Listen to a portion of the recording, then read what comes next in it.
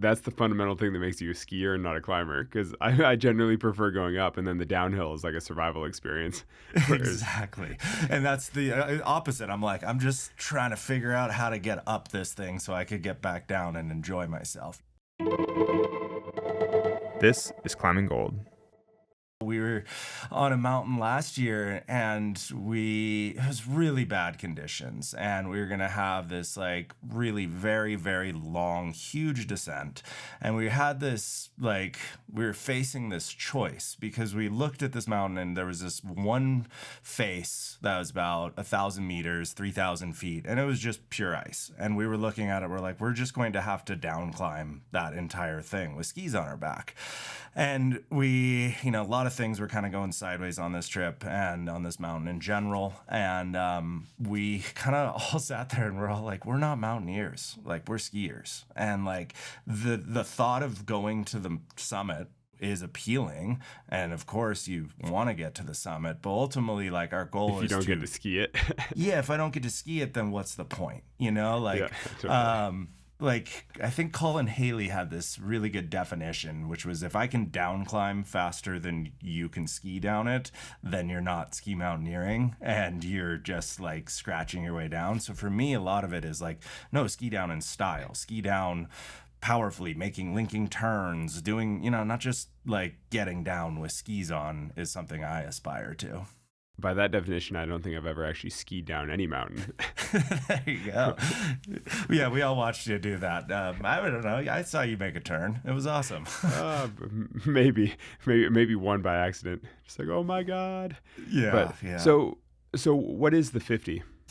The 50 has been this project that I started in 2019. It was to try and climb and ski all of the 50 classic ski descents of North America, which is a book of the same name, and it was modeled entirely after the climbing book, which was 50 classic climbs of North America. Yeah, is there overlap? Like is there an actual direct connection between 50 classic climbs and 50 classic ski descents? Or like, what were the metrics for choosing the classic ski descents? I think talking to the authors of the ski book, they looked exactly at the climbing book and tried to dissect like why they chose the climbing lines and then model their decisions based off of that. So like, just like in the climbing book, there is plenty of approachable ski lines. So in the climbing book, you've got like a classic would be like corrugated corner on Lover's Leap, very approachable. Is that considered a 50 classic? I think so. I believe so. That's funny. That was my very first free solo ever, basically. There you go. So, but it's a classic. Yeah, exactly. Yeah. And so the same goes for in the ski book, whereas like a Mount Shasta, that was like my first big backcountry day when I was like pretty young, and it's a big climb, but it's pretty straightforward. And so it's got that kind of level of like, let's say you're kind of introductory to climbing or introductory to backcountry skiing, you aspire to that. But on the opposite end of the equation, you've got Hummingbird Ridge, which is on Mount Logan, which has never been repeated and has killed multiple people and almost killed multiple people.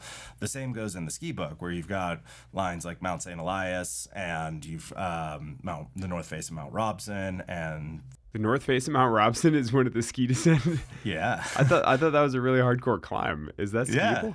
Yeah, it is. Just to the left of the Emperor Wall is a skiable face, but it's only been skied twice in history. So you need like a magic sort of combination of weather and snowpack to make it skiable. So it's generally maybe skiable one day every 5 years or so, and you're just like keeping your eyes out, hoping it comes together.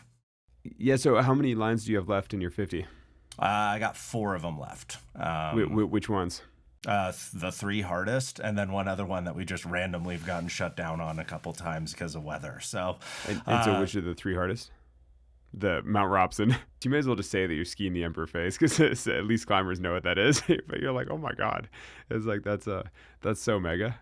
When I tell people, I'm like, have you seen The Alpinist? And they're like, yeah. I'm like, yeah, we skied just to the left of where Marc-Andre climbed. And they're like, whoa. Yeah, you're like, imagine the craziest footage you've ever seen in a climbing film, and then you ski down it. You're like, what? Yeah. That's so extreme. Yeah, it's pretty steep, pretty gnarly. Yeah. But that's the kind of like, again, those are the kind of lines, like if you can get that in good condition and skiable condition, that's like such an amazing, cool thing to do. And yes, you have to climb it and you have to be a good climber and a strong climber to get up there. But for me, like that feeling of linking turns on a 53, 56 degree face with like 3 inches of snow on top of blue ice and over huge exposure, that's what I'm searching for. Like the climbing is just to get up there so that I can ski back down.